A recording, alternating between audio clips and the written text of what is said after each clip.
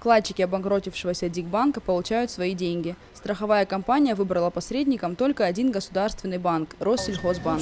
Все свои средства люди получат до января 2015 года. Как говорят работники банка, при необходимости сроки будут продлены. Вкладчики заранее записываются в очередь, чтобы получить свои деньги. Первый день в списке уже 250 человек. Всего у разоренного Дигбанка около 6 тысяч клиентов, а общая сумма выплат может составить более 2,5 миллиардов рублей. Страховая компания уже предоставила списки клиентов, однако около 1000 в них не попали. Специалисты утверждают, что это лишь техническая ошибка. Чтобы наверняка оказаться в списках, нужно оставить письменную заявку в банке. И в течение 30 рабочих дней они получат свои деньги. Большинство вкладчиков Дигбанка становятся клиентами Россельхозбанка и намерены оставить там свои средства. Сабина Алборова, Евгений Маркин, Осетия ТВ.